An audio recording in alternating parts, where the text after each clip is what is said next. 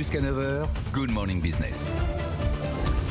Et à 7h43, on va essayer de vous dire ce qui vous attend pour la rentrée sur le plan économique, l'inflation, la croissance. On a échappé à la récession au deuxième trimestre, on est content. On est avec Philippe Bechter, chef économiste chez Ostrom Asset Management. Bonjour. Bonjour. Merci d'être avec nous. Évidemment, c'est lundi. Wilfried Galland, notre éditorialiste, est avec nous. On parlera notamment avec vous du spectre de la crise du marché immobilier. On va commencer en fait avec Laure, depuis qu'on se parle, depuis ce week-end, on prépare cette émission, on se dit à quelle sauce va-t-on être mangé sur le plan économique à la rentrée. Philippe Bechter, qu'en pensez-vous ? Il y a plusieurs choses à citer. Le premier, c'est est-ce que l'inflation va continuer d'être élevée ? Parce que c'est la problématique du consommateur. Et clairement, elle va rester élevée. On ne va pas réussir à faire rentrer le dentifrice dans le tube. Dans l'inflation, il y a deux choses.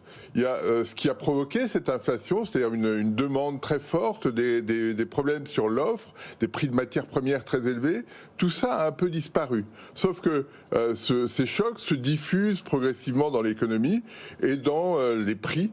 On l'a vu la semaine dernière, les prix de production, c'est-à-dire les prix sortis d'usine en Allemagne étaient à plus de 30% sur un an. Donc, plus de 30%. Oui, et donc il faut que les entreprises soit diffusent ces prix dans les prix à la consommation, soit pincent leurs marges. Et donc c'est ce qui nous attend à la rentrée. Donc ça, c'est un premier point qui fait que l'inflation ne va pas baisser tout de suite, même si on voit que le prix des matières premières, que le prix du pétrole ralentit très, très sensiblement. Ça, c'est le premier point. Le deuxième point, c'est que le cycle économique a changé cet été. Quand on regarde les indicateurs d'enquête auprès des entreprises, on s'aperçoit que les commandes ralentissent très fortement, que les stocks augmentent. Donc on a une situation qui a changé de ce point de vue-là. Ce qu'on n'avait pas avant l'été. On se disait ça tient, on ne comprend pas pourquoi, mais tant mieux, ça tient. Donc il faut arrêter de se focaliser sur l'inflation et passer sur le sujet croissance.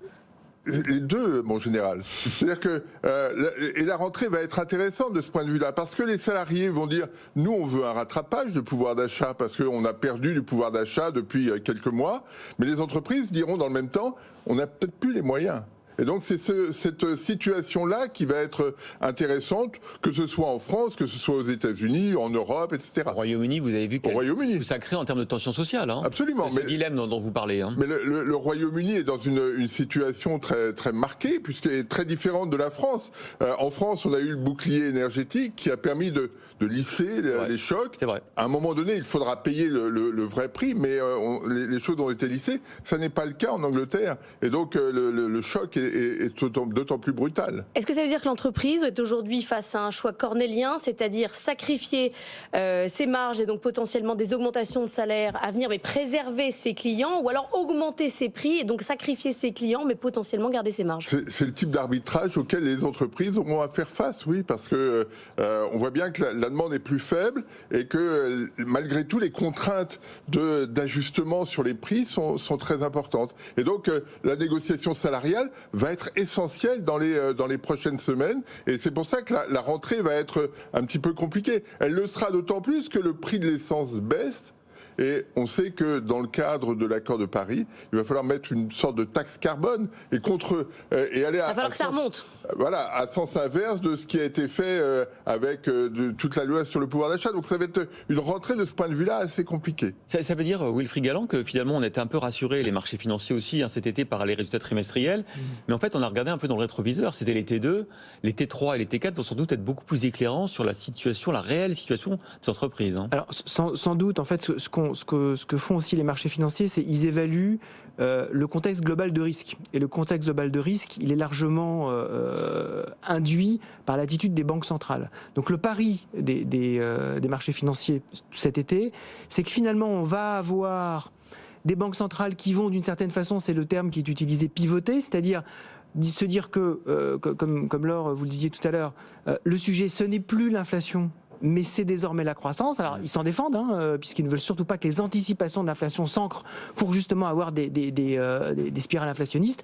Mais clairement, le sujet des marchés, c'était de dire on va avoir un contexte monétaire qui va être plus favorable. La question désormais, c'est effectivement... Les Chinois commencent à baisser leur taux. La question désormais, c'est effectivement comment va se dérouler la conjoncture. Est-ce qu'on va avoir, on va en parler, est-ce qu'on va avoir une crise financière qui peut se rajouter à cette récession que décrit brillamment Philippe et qui est une récession très classique finalement.